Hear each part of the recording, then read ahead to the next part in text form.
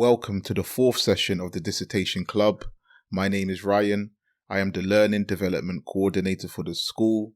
This session will explore ways to make your methodology section more critical. In this session, we will go through the main sections of your methodology chapter: introduction, research paradigm, sampling, methods, data analysis, and ethics. We will try to make these sections as critical as possible. Before we discuss the sections of your methodology, we will talk about developing your methodology. The best way to develop your methodology is to steal a methodology. I know it sounds controversial, but it's not. When I say steal, I mean that you adapt an existing methodology to suit your dissertation. It is often too risky to build a methodology from scratch. It can be done, but it's better to stand on the shoulders of giants. Also, this notion of stealing is not copying. This reminds me of a quote from Steve Jobs. Good artists copy, great artists steal. When you steal, you take ownership of something. It is yours to do with as you will. You can add to it, take away from it. It is yours to improve. It is yours to enhance. Whereas when you copy or borrow, you are just leaving it intact. There's no ownership there. There is no responsibility to improve it. When we see great works, a theft has usually taken place, but the author has owned it and merged it into their own work, so it becomes part of their work. Before we discuss where and how to steal a methodology, we will look at the benefits of stealing a methodology or adapting a methodology. It gives you structure. It gives you a blueprint. If you are unsure about what to include, you can use it as a guide. It acts as a shield. It gives you a shield from criticism. The methodology that you stole has been peer-reviewed and checked by other scholars. Moreover, you are able to see the results that this methodology produced. By adapting this methodology, you have connected your dissertation with the knowledge field. The way your methodology is structured and articulated is in line with the literature.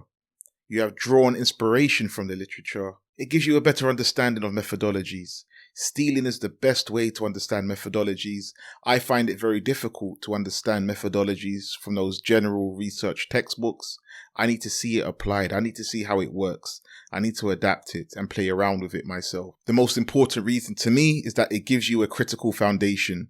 What I mean by this is that when you steal a methodology, you have to adapt it to your study. The process of adaptation is a critical activity. Adding to the methodology, taking something away from the methodology are critical activities. Where should you steal the methodology from? There are two places that I recommend. The first place is a journal article.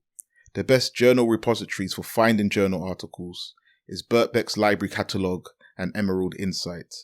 I recommend these two repositories. Birkbeck's Library Catalogue is great.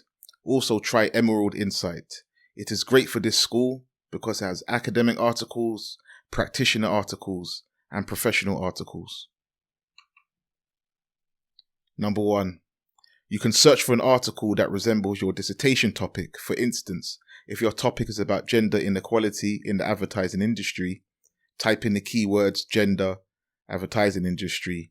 Pick an article that looks at your topic area, then adapt the methodology of that article to suit the needs of your dissertation.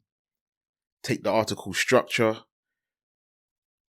tweak the article's methods, tweak the article's research philosophy, perhaps modify the article's ethics. There you have it, a methodology that has been adapted to suit the needs of your dissertation. Alternatively, if you have a method in mind, type the method into the search bar. For example, if the method that you want to use for your dissertations is interviews, just type interviews into the search bar. You will find results of articles that discuss the interview method and also articles that use interviews as a method. Both of these types of articles will be great for you. The best place to steal, bar none, is Ethos. Ethos is a repository for PhD and master's dissertations. Search Ethos for a PhD and master's dissertation that is in the same area as your dissertation topic. I prefer a PhD to journal articles because PhD methodologies are typically longer. Some journal article methodologies are just 1 or 2 paragraphs. Also, you can use Ethos to search for your lecturer's methodology for their PhD. Most PhDs completed in the UK will be stored by Ethos. However, when you steal or adapt a methodology from a journal article or a PhD thesis, you must do 4 things or you'll get yourself in trouble. Number 1, reference and paraphrase the methodology, explicitly acknowledge the source. Number 2, state why you selected this methodology. Number 3, explain what was discarded from the methodology, explain why you discarded it.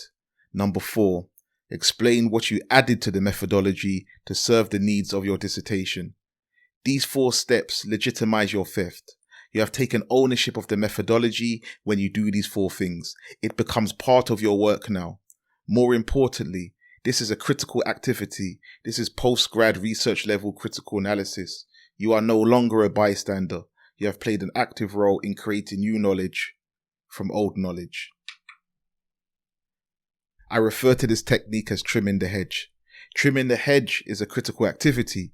You are trimming the hedge to suit the needs of your dissertation. This is an active, engaged pursuit. You absorb what is useful, discard what is not, and add what is uniquely your own. Here is an example of what these 4 steps look like in writing. I've chosen to discuss this in the introduction section of the methodology.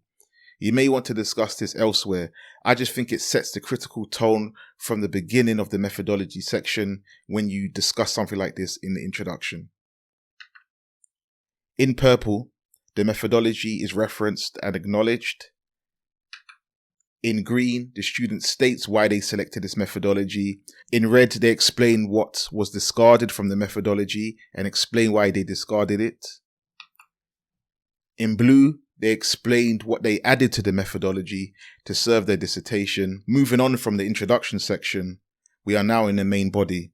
There are 6 questions that you can use in the main body to guide your methodology. Number 1, what is the definition? What is the definition of your research paradigm? What is the definition of your method? What is the definition of sampling? The answer to this question must come from the literature. Generally, all definitions must come from textbooks, journal articles, published reports, whatever, but it must come from the literature. How have you applied it? How have you applied this concept of sampling? How have you applied this method of interviewing? The answer should come from you. You need to personalize it. Sometimes students will provide a textbook definition. That is fine. But how have you applied it to your dissertation? After you define an interview, you need to discuss how you conducted interviews for your research. How is this concept of semi-structured interviews carried out in your research? Why did you select it? Why did you select that particular method? Why did you select that particular research paradigm? What is the reasoning for this?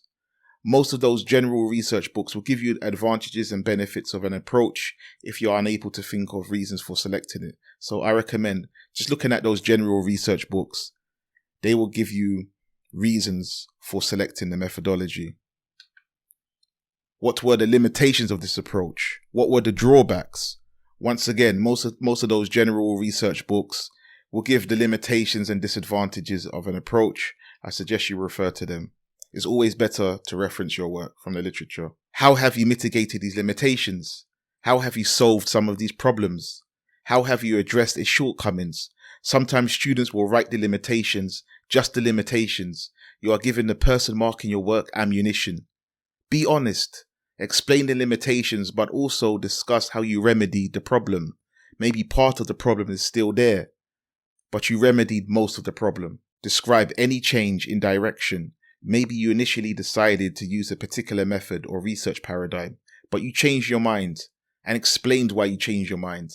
I think this is a brilliant idea. I advise everybody to do this, but I have marked this question in red because you shouldn't engage with this area more than once, possibly twice. I think it loses its power when you engage with this area more than twice. It makes you seem that you are all over the place, undecided, unsure, a bit muddled. These will be the main sections in your methodology. It will be good for you if you can apply the 6 questions to each of these sections. 6 questions for the research paradigm, 6 questions for the sampling, the 6 questions for the description of methods.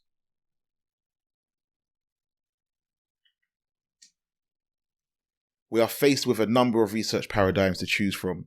We have the positivist, functionalist, normative approach. We have the critical approach. We have the interpretivist approach. We have many approaches. It's very important that you are aware of the approaches out there and where your research will sit. Which of these paradigms best serves the interest of your dissertation? So here's an example using the 6-question approach. So what is a definition? We have defined the research paradigm that we have adopted. How have you applied it? We explain how we applied this research paradigm. In green, we explain why we selected it. We explained what the limitations were, and we explained how we addressed some of these limitations.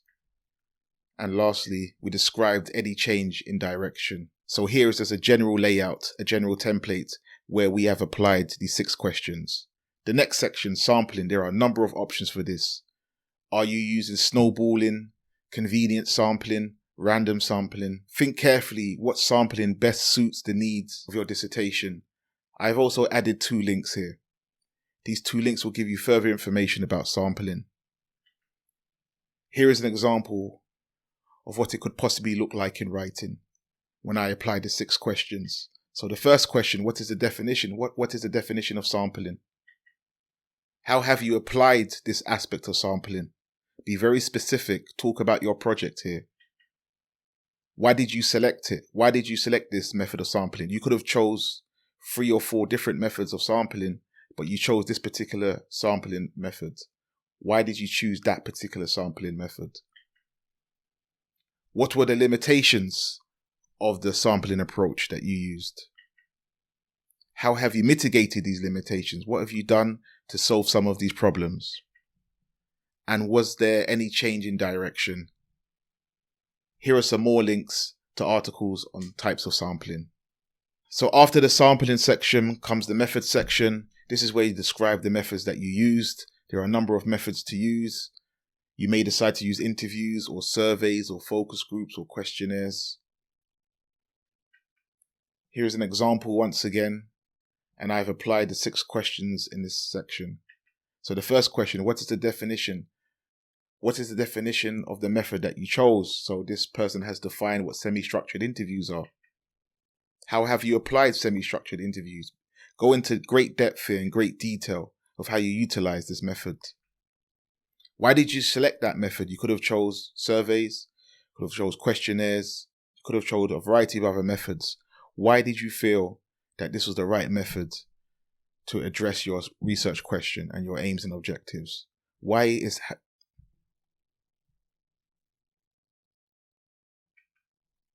What were the limitations of this approach? What are the limitations of semi-structured interviewing?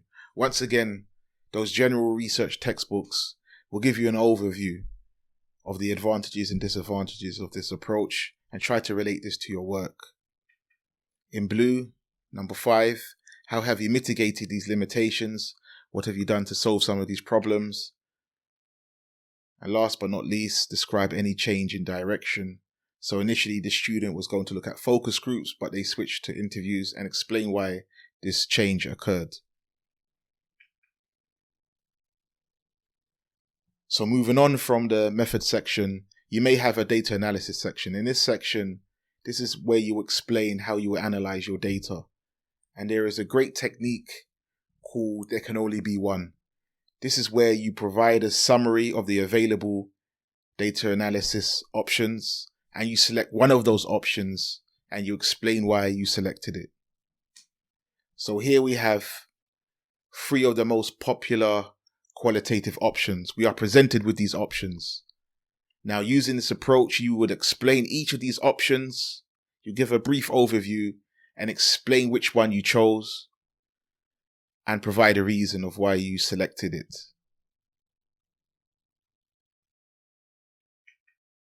So here's an example. You introduce the section. You specify the options available In this case, there were 3 options available, 3 approaches. You explain the first option or the first approach. Second option, explain the third option. And at the end, you choose the option and you explain why you chose it. And you put reasons why you selected it. Very important that you do that. You need to be aware of the traditions that methods come out of. The distinction between qualitative and quantitative has often been overstated, but generally, the rule of thumb is that interviews, diaries, field notes come out of the qualitative traditions. On the other hand, surveys, experiments, questionnaires come out of the quantitative traditions. Care must be taken not to mix incompatible traditions, because methods are not neutral, methods are not value-free, methods are not objective. They contain bias and the status quo of either quantitative traditions or qualitative traditions. Research methods are saturated with the intentions, purposes, and worldviews of particular traditions. If someone uses a survey as a method, they implicitly believe that truth can be obtained from detached, faceless, largely lack of context answers on a sheet of paper.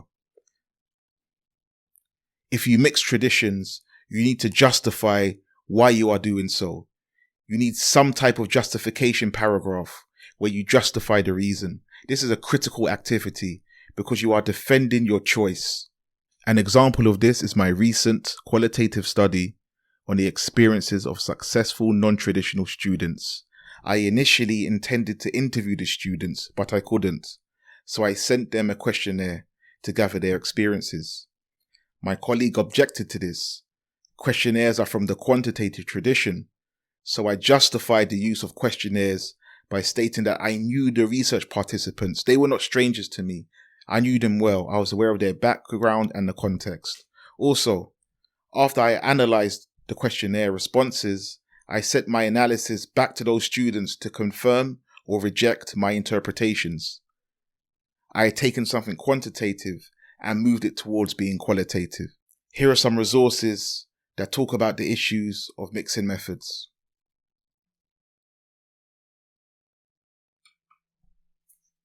The ethics section is largely descriptive.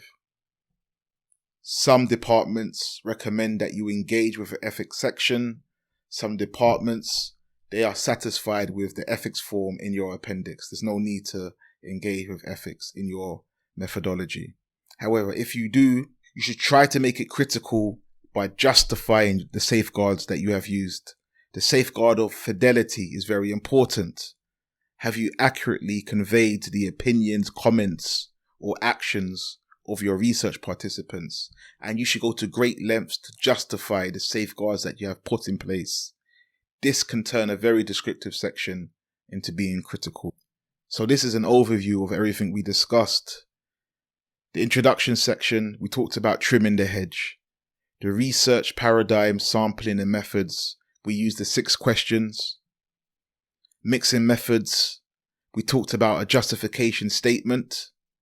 The data analysis section, we talked about there can only be one critical tool you can use in this section. And lastly, we talked about the issue of fidelity in the ethics section and really making an argument for the safeguards that you have put in place. Thank you for listening. Please like and subscribe.